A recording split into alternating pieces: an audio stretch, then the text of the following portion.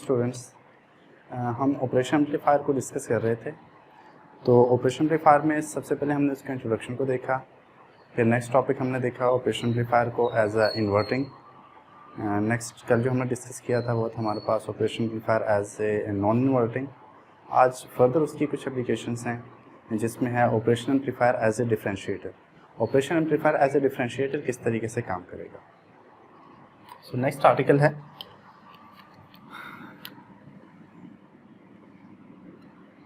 operational amplifier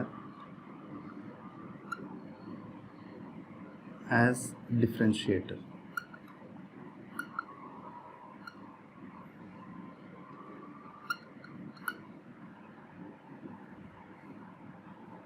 operation amplifier बाकी same वैसे ही है, जस्ट हमने जो यहाँ पे चेंजिंग करनी है वो इनपुट के लिहाज से चेंज करनी है। आज हम इनपुट के ऊपर जो रजिस्टर R1 इस्तेमाल करते थे उस रजिस्टर में R1 की जगह पर हम एक कैपेसिटर इस्तेमाल करेंगे, तो हमारे पास ये operation amplifier as a differentiator के तौर पर काम करेगा। ये हमारे पास ऑपरेशन एम्पलीफायर का सिंबल था, इसका इन्वर्टिंग टर्मिनल, सेकंड टर्मिनल हमारे पास नॉन इन्वर्टिंग। यहाँ पे दोनों में हमने इन्वर्टिंग और नॉन इन्वर्टिंग के लिए रजिस्टर इस्तेमाल किया था, लेकिन आज हम एक कैपेसिटर इस्तेमाल कर रहे हैं क्योंकि हम डिस्कस कर रहे हैं एज ए डिफरेंशिएटर के तौर पर। फीडबैक रजिस्टर वही रहेगा। आज फीडबैक रजिस्टर को हम R2 के बजाय उसको R से या बल्कि RF से रिप्रेजेंट करेंगे कि ये हमारे पास फीडबैक रजिस्टर है। इसका जो नॉन इन्वर्टिंग टर्मिनल है उसको ग्राउंड कर देंगे। ये हमारे पास इनपुट सिग्नल जो है हम इन्वर्टिंग टर्मिनल के ऊपर अप्लाई कर रहे हैं। ये हमारा पास कैपेसिटर है C, यहाँ से हम आउटपुट हासिल करेंगे जो होगा हमारे पास V आउट।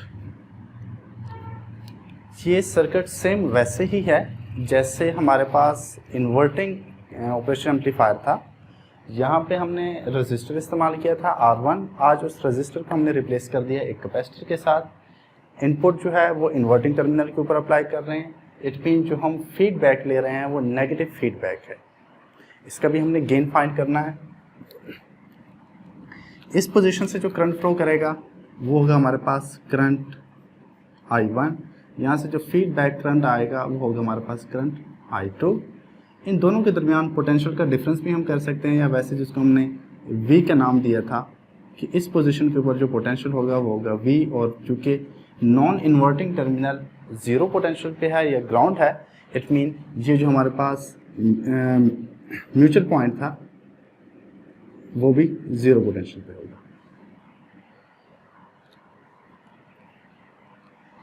करंट I1 और I2 की वैल्यू फाइंड करेंगे। First according to Ohm law,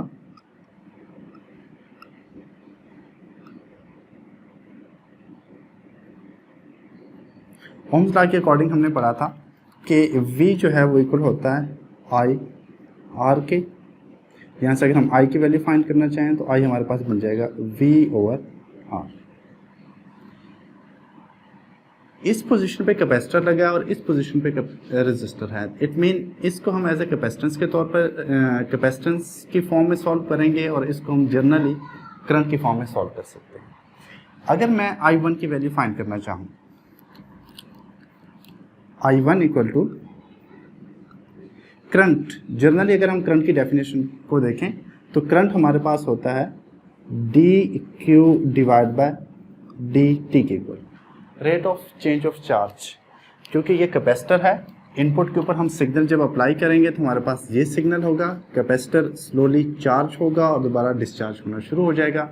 it mean इस कैपेसिटर के अक्रॉस पोटेंशियल चेंज हो रहा है, वो change dq divide by dt से शो किया जा रहा है।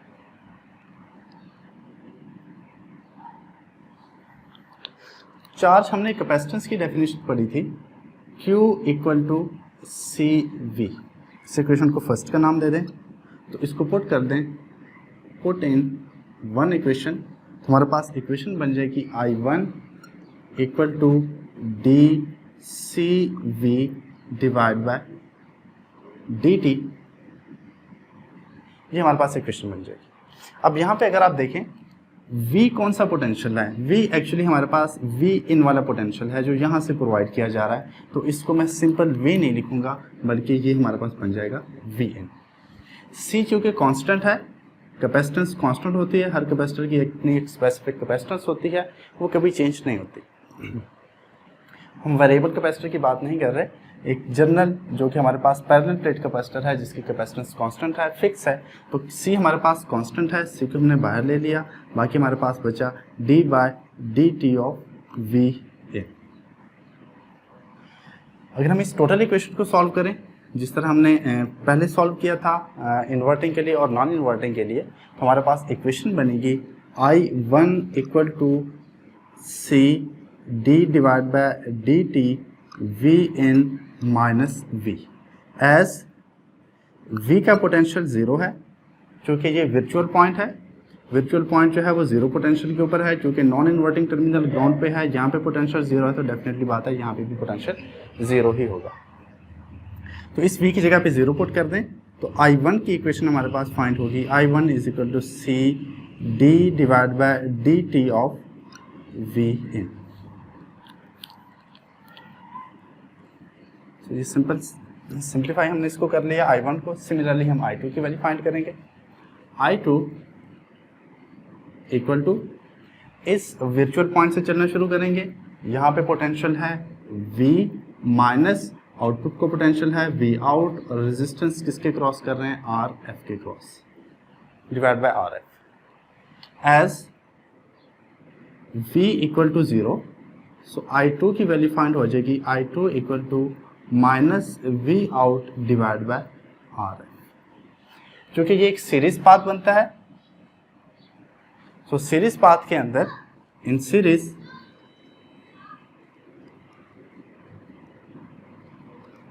Current always same,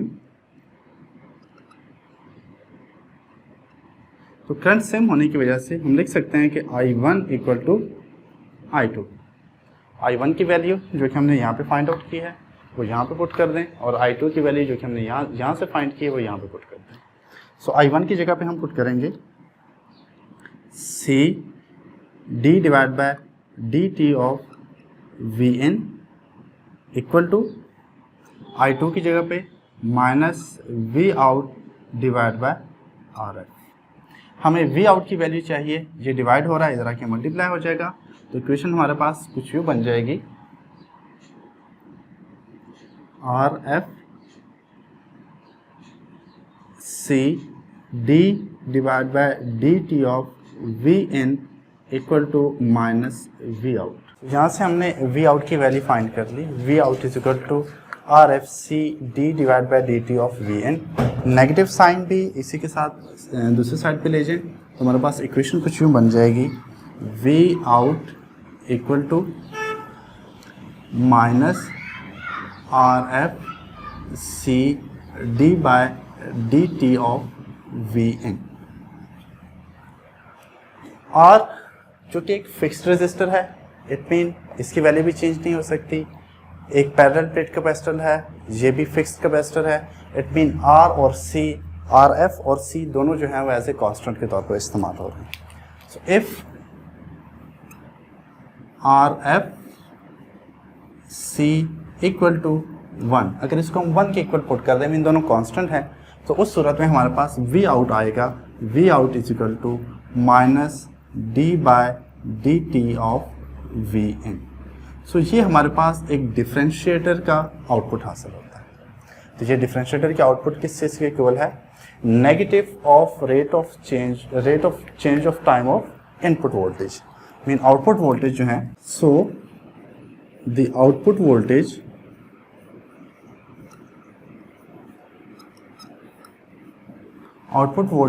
negative the time rate of change the